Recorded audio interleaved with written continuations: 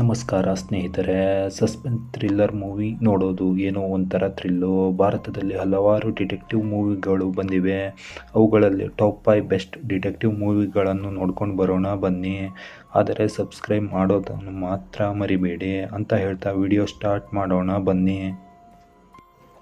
Shivaji Surathkal, Akshay Srivatsa direct ಮಾಡಿ Ramesh Arvind act ಮಾಡಿರೋ ಶಿವಾಜಿ ಸೂರತ್ಕಲ್ ಒಂದು detective thriller ಮೂವಿಯಾಗಿದೆ.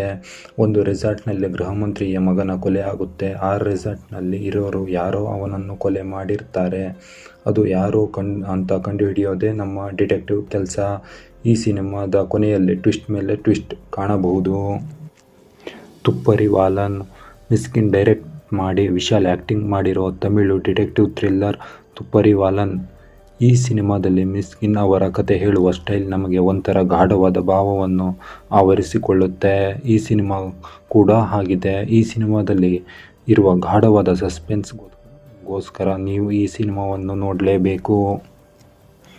Detective ಬ್ಯೋಮ್ಕೇಶ್ Bakshi, Diwakar Banerjee direct ಮಾಡಿರೋ ಸುಶಾಂತ್ ಸಿಂಗ್ ರಜಪೂತ್ ಬ್ಯೋಮ್ಕೇಶ್ ಬಕ್ಷಿಯಾಗಿ ಆ್ಯಕ್ಟ್ ಮಾಡಿರೋ ಅಪರೂಪದ cinema.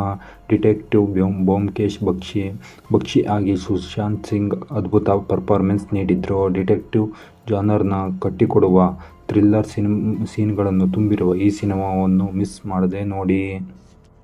Agent Sai Srinivas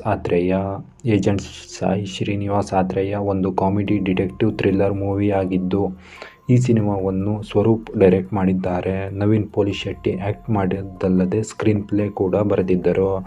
private detective ಒಂದು ಮಿಸ್ಟರಿ ಸಾಲ್ವ್ ಮಾಡೋಕ್ಕೆ ಹೋಗಿ ತಾನೇ ಆಪತ್ತಲ್ಲಿ ಸಿಕ್ಕಿಕೊಳ್ತಾರೆ. ಅದರಿಂದ ಅವರು ಹೇಗೆ ಆಚೆ ಬರ್ತಾರೆ ಎನ್ನುವುದೇ ಸ್ಟೋರಿ. ನೀವೇನಾದರೂ ನವೀನ್ ಪೋಲಿಶೆಟ್ಟಿಯವರ ಫ್ಯಾನ್ ಆಗಿದ್ದರೆ ಮಸ್ಟ್ ವಾಚ್ ಮೂವಿ ಇದಾಗಿದೆ.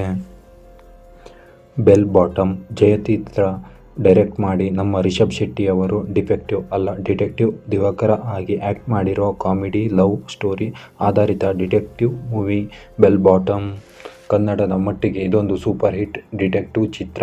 ಕನ್ನಡದಲ್ಲಿ ಇಂಥ ಚಿತ್ರಗಳು ಬರೋದು ತುಂಬ ಕಮ್ಮಿ. ಕಳ್ಳರನ್ನು ಹಿಡಿಯುವ ಪೊಲೀಸ್ ಸ್ಟೇಷನ್ನಲ್ಲಿ ಕಳ್ಳತನವಾದಾಗ ಅದನ್ನು ಸಾಲ್ವ್ ಮಾಡೋಕ್ಕೆ ದಿವಾಕರನ ಎಂಟ್ರಿ ಆಗುತ್ತೆ. ದಿವಾಕರ ಏನು ಮಾಡ್ತಾನೆ ಅನ್ನೋದೇ ಸಿನಿಮಾ ನೋಡಿ ನೀವು ತಿಳ್ಕೋಬೇಕು. ಈ ವಿಡಿಯೋದಲ್ಲಿ ಕೇವಲ 5 ಡಿಟೆಕ್ಟಿವ್ ಸಿನಿಮಾಗಳ ಬಗ್ಗೆ ಹೇಳಿದ್ದೀನಿ. ನಿಮಗೂ ಯಾವುದಾದರೂ ಗೊತ್ತಿದ್ದರೆ ಕಮೆಂಟ್ ಬಾಕ್ಸ್ನಲ್ಲಿ ತಿಳಿಸಿ ಮತ್ತು ನಮ್ಮ ಚಾನಲನ್ನು ಸಬ್ಸ್ಕ್ರೈಬ್ ಮಾಡೋದನ್ನು ಮಾತ್ರ ಮರಿಬೇಡಿ. ನಮಸ್ಕಾರ.